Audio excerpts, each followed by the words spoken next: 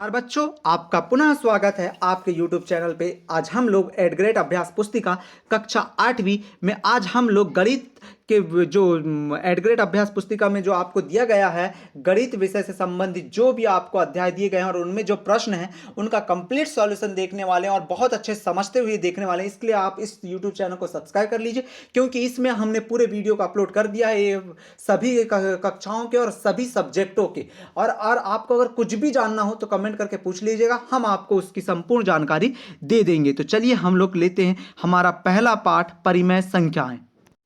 तो पहला परिमेय संख्याओं के बारे में हमें पहला प्रश्न दिया गया है कि क्या कह रहा है, परिमेय संख्याओं का योज्य तत्समक लिखिए। हमें परिमेय संख्याओं का योज्य तत्समक लिखना है। तो याद रखिए, परिमेय संख्या का योज्य तत्समक शून्य होता है। जैसे हम किसी भी संख्या, मान लो 4 में हम लोग इस प्रकार 0 जोड़ें तो क्या मिलेगा, हमें 4 मिलेगा। या 0 में हम लोग क्या जोड़ दें, 4 जोड़ दें, फिर भी हमें क्या मिल रहा है, 4 मिल रहा है। तो यही तो क्या कहलाता है, योज्य तत्समक। योज्य मतलब क्या होता है, जोड़ना। तो परिमेय संख्याओं का योज्य तत्समक क्या होता है, शून्य होता है। अगर उदाहरण के रूप में आप इसे लिखना चाहते हो तो इसे लिख सकते हैं। ठीक है बच्चों, अगला प्रश्न देखेंगे, परिमेय संख्याओं का गुणात्मक तत्समक क्या होगा। तो परिमेय संख्या का गुणात्मक तत्समक 1 होता है। जैसे यहां पर हमने 5 गुणा 1 लिखा तो बराबर कितना आएगा, 5 आएगा। अब आपका मन कर रहा है हम 1 गुणा 5 करें तब भी कितना आएगा, 5 आएगा। तो यही क्या है, गुणन तत्समक का एग्जाम्पल है। तो ठीक है बच्चों, तो दूसरे प्रश्न का उत्तर क्या हो जाएगा, पहले का बा मतलब परिमेय संख्या का गुणात्मक तत्समक क्या होगा, 1 होगा। अगला प्रश्न देखें, यहां पर मैंने आपको पहले से ही हल करते हुए वीडियो बना के दिया है, क्योंकि यहां पर लिखते हुए समझाओ तो उतने अच्छे से आपको समझ नहीं आता और बहुत अच्छे समझाने के लिए हमें बड़े बोर्ड की आवश्यकता होती है, क्योंकि प्रश्न बहुत लंबे हैं। तो यहां पर देखिए, दूसरा प्रश्न है, 3/7 ऋण 6/, देखो यहां पर ऋण 6/11 है। हमने ये ऋण का धन के साथ गुणा करा तो यहां पर क्या आ गया, ऋण आ गया। तो ये 6/11 हमने लिख दिया। फिर ये धन है ये वाला और ये ऋण है, धन ऋण का फिर से क्या हो गया, यहां पर ये ऋण हो गया। 8/21 था तो 8/21, धन 5/22 तो ये 5/22 हो गया। फिर अगला स्टेप देखो, अब हमें तिर्यक गुणा करने में दिक्कत जाएगी, इसके लिए हम 7, 11, 21 और 22 का एलसीएम लेते हैं। तो एलसीएम कितना आ रहा है, 462 आ रहा है। अब हमें इसमें ऊपर नीचे किस संख्या का गुणा करें कि नीचे हमें 462 मिल जाए। तो देखो हमने 3/7 में 66/66 का गुणा करा तो हमें 462 नीचे मिल गया। अब 6/11 में हमने 42/42 का गुणा करा, ऊपर भी 42 का और नीचे भी 42 का, तो हमें यहां पर भी 662 नीचे भी 462 नीचे मिल गया। उसी प्रकार 8/21 में हमने 22 का ऊपर और 22 का नीचे करा तो हमें 462 मिल गया। उसी प्रकार अगले में 5/22 में भी 21 गुणा 21 करे तो हमें सब में 462 इसके हरों में मिल गया। अंश में कुछ भी आए हमें उससे मतलब नहीं है, लेकिन हर में हमेशा अगर हम हर समान कर लेते हैं तो हम उसे एक बार लिखते हैं और ऊपर वाली संख्या अगर जोड़ रही है तो उनको जोड़ देते हैं और घट रही है तो घटा देते हैं, जिससे कि हमें ये भिन्न वाले सवाल करने में बहुत सहूलियत होती है।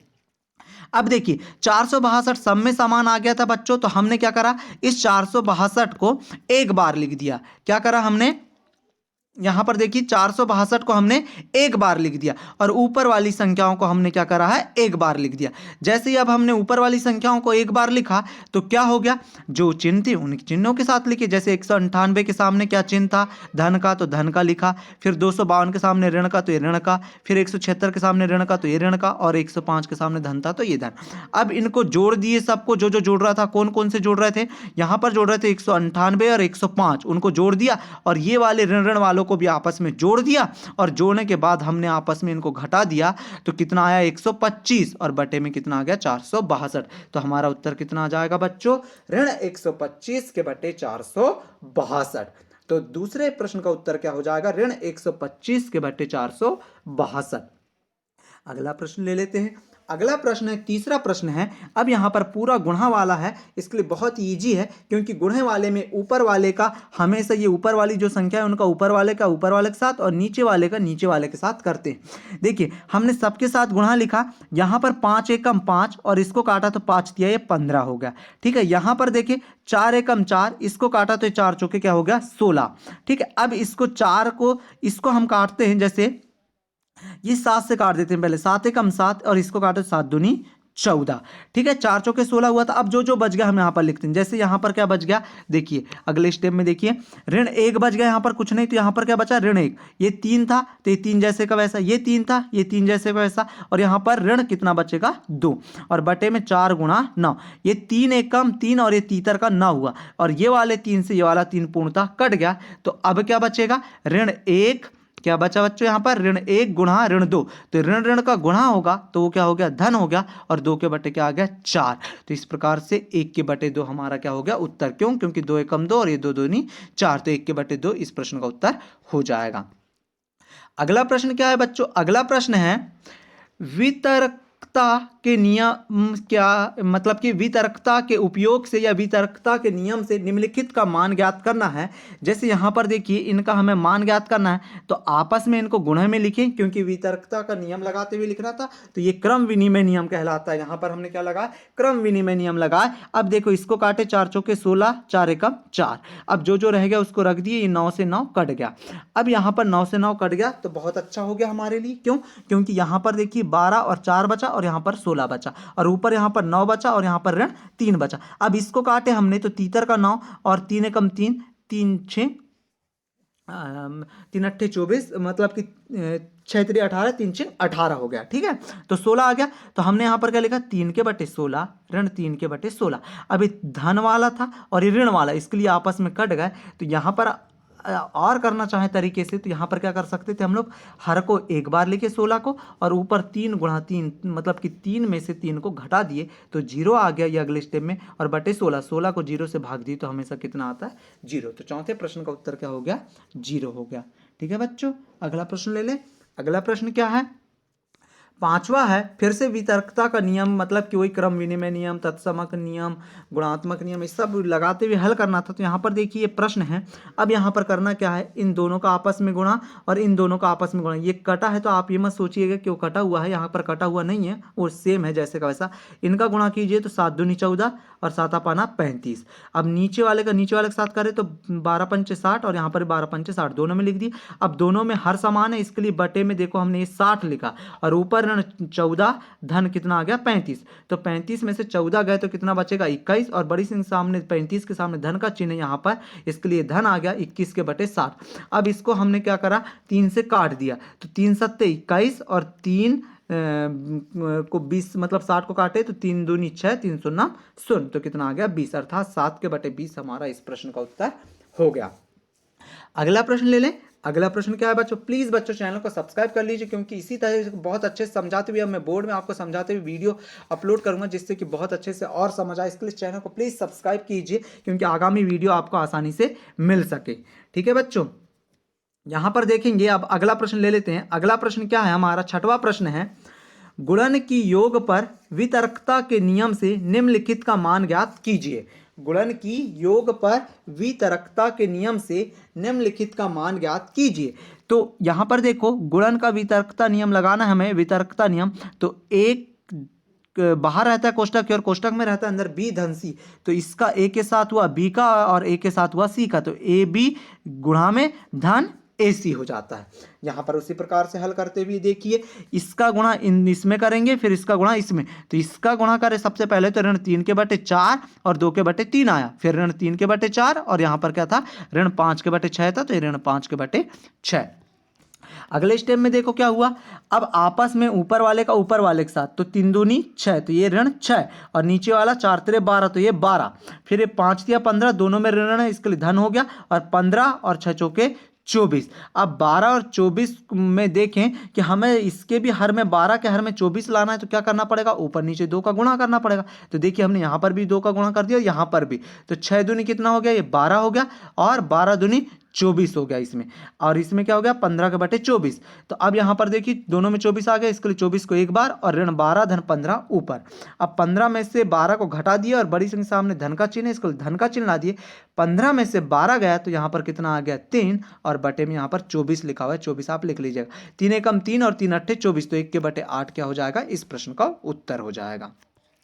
चलिए अगला प्रश्न लेते हैं, और अगला प्रश्न है बच्चों 7वां प्रश्न है, और 7वां प्रश्न क्या कह रहा है देखेंगे आप लोग। 7वां प्रश्न कह रहा है कि 2 के बटे 5 गुणा 3 के बटे 7, 2/5 गुणा 3/7 और ऋण 1/14, ऋण 3/7 गुणा 3/5। इसको हल करना है। प्रश्न जैसे का वैसा लिख लिया आपने। अब यहाँ पर देखिए करना क्या है, इसका आपस में गुणा करें तो तीतर का 9 और इसका आपस में गुणा करें तो 7 35। इधर इसका करें 3 दूनी 6 तो ये ऋण का 6 और 7 35। अब यहाँ पर 35 आ गया। अब हम ये दोनों 35 वालों के हर समान है, इसके लिए दोनों को लेके हल करें तो देखो हल दोनों के हर समान है, इसके लिए यहाँ का ऋण 6 और यहाँ का ऋण 9 ये लिख दिए हमने, और बटे में दोनों के 35 है तो दोनों के बटे में 35 और ऋण 1/14 अलग हो गया। अब आगे हल करें तो क्या हो गया, आगे हल करने पे देखो ये हो गया ऋण 15, तो ये लिखे हमने ऋण 15 बटे में 35 था तो 35, ऋण 1/14, ये देखो जैसे का वैसा। अब हमें तिर्यक गुणा करना है, इसका गुणा 15 के साथ मतलब 14 गुणा 15 के साथ और 35 को गुणा 1 के साथ। देखो यहां पर कर दिया हमने ऋण 15 गुणा 14 और ऋण 1 गुणा कितना कर दिया हमने 35। ठीक है, अब यहां पर कितना हो जाएगा, नीचे 15, इन दोनों का गुणा नीचे करेंगे तो 35 गुणा 14। अब यहां पर हल करें तो क्या क्या आया देखो। अब सबसे पहले 15 गुणा 14 करें तो ऋण में है, इसके लिए ऋण का आ जाएगा 210। यहां पर क्या आ गया, ऋण का 210 और 1 गुणा 35 करें तो 35 एकम 35 आ गया। अब यहां पर दोनों में ऋण ऋण है, इसके लिए दोनों जुड़ के कितना होगा, ऋण 245 हो गया और बटे में 35 गुणा 14 करने पे 490 आया था तो ये 490। अब 245 एकम 245 और 245 दूनी होता है 490, इसके लिए हमारा उत्तर इस प्रश्न का क्या आ जाएगा, ऋण 1/2 आ जाएगा। ठीक है बच्चों, तो इस प्रकार से आप 7वें प्रश्न को भी हल कर लीजिएगा। और बच्चों अगर डाउट लगता है तो कमेंट करके अवश्य पूछिएगा, निसंदेह आप कमेंट करिए, आपको प्रश्नों के उत्तर या कोई भी आपका सवाल है उसका सॉल्यूशन तुरंत मिलता है। पर चैनल को सब्सक्राइब जरूर कीजिएगा कमेंट करने से पहले। ठीक है, अब यहां पर देखिए ऋण 2/3 गुणा 3/5 धन 5/2 ऋण 3/5 और 1/6 है। ये सेम प्रश्न है। अब यहाँ पर ये ऊपर वाले का ऊपर वाले के साथ करेंगे तो ऋण 2 का 3 के साथ, 5/2 इधर अलग लिख दिए, इसको हम पहले लिख देते हैं 3 गुणा 1 और 5 गुणा 6। तो देखिए क्या हो जाएगा, 3 दूनी 6, यहाँ पर क्या हो गया देखो 3 दूनी 6 तो ये 6 आ गया और बटे में 5 दिया 15 तो ये 15, 3 एकम 3 तो ये 3 और 6 पंचे 30 का 30 और 5/2 5/2। अब यहाँ पर 15 30 और 2 का एलसीएम निकालेंगे तो कितना आ जाएगा, 30 आ गया। कितना आ गया बच्चों, 30 आया। कितना आया, 30 आया। अब इस 30 को देखो हल कैसे करना है आपको। अब सबके बटे में 30 लाना है हमको, तो 15 में किसका गुणा करो 30 आ जाएगा, 2 का। तो देखो यहाँ ऊपर भी 2 का, यहाँ पर नीचे भी 2 का। इसमें पहले से 30 है तो कुछ नहीं करना है। इसमें ऊपर नीचे कितने करना पड़ेगा, हमें 15 करना पड़ेगा, क्योंकि 2 है तो 15 दूनी 30 होता है, तो ऊपर नीचे 15 15 का कर दिए। अब देखो ऋण 6 का 2 के साथ करें तो ऋण 12 आ गया, बटे में 30 जैसे का वैसा। फिर 3 के बटे 30 को छेड़ना नहीं है, जैसे का वैसा रख दो। और 15 पाना कितना हो गया 75, तो ये 75 और 15 दूनी 30 तो ये 30। अब सबके बटे में 30 आ गया, इसके लिए 30 को एक बार लिख दी हमने। अब 30 को एक बार आपने लिख दिया है तो ऊपर वाली संख्या ये दोनों को घटा दीजिए, और मतलब कि दोनों ऋण ऋण वाली तब जुड़ जाएंगे, तो ऋण 12 ऋण 3 मिलकर कितना हो गया, ऋण 15 हो गया। ये देखो ये, और 75 का 75, 75 में से अब 15 घटाइए तो कितना आ गया 60 और बटे में कितना रहेगा 30। अब 30 एकम 30 और 30 दूनी कितना होता है 60। तो देखिए यहाँ पर बच्चों उत्तर कितना आ गया 2। इस प्रकार से आप इस प्रश्न का भी हल कर लेंगे। और अगर कुछ भी डाउट लगता है तो निश्चित होकर पूछिएगा बच्चों, मैं आपके सभी प्रश्नों का कंप्लीट सॉल्यूशन दूंगा आप लोगों को। 9वां प्रश्न है, 9वां प्रश्न कह रहा है योग ज्ञात कीजिए। योग मतलब कि जोड़ना है। तो देखो इनका योग ज्ञात करना है, तो पहले हमने सवाल को पूरे कोष्ठक हटा के लिख लिया। अब यहाँ पर 3 5 और 6 का एलसीएम निकाला तो कितना आ गया 30 आ गया। अब हमें अब पता है कि इनके ऊपर नीचे ऐसी कौन सी संख्या गुणा करे कि यहाँ पर कि सब में कितना आ जाए 30 आ जाए। तो 30 लाने के लिए देखिए हमने 2 के मतलब कि 3 में किसका गुणा करेंगे 30 आएगा 10 का, तो ऊपर भी 10 का नीचे भी 10 का। यहाँ पर 5 में किसका करेंगे 6 का, तो ऊपर भी 6 का नीचे भी 6 का। और यहाँ पर किसका करेंगे ऊपर भी 5 का नीचे भी 5 का, क्योंकि 6 पंचे 30 6 पंचे 30 और 10 दिया 30 होता है। ठीक है, इस प्रकार से हो गया। तो आगे देखो क्या हुआ। अब यहाँ पर ऋण 2 का गुणा 10 के साथ करे तो ऋण 20 हो गया, बटे में कितना आ गया 30। 3 गुणा 6 करे तो 18, बटे में 30, 6 पंचे 30 होता है, क्योंकि 5 का गुणा 5 के साथ तो 25 और 6 पंचे कितना हो गया 30 का ये 30।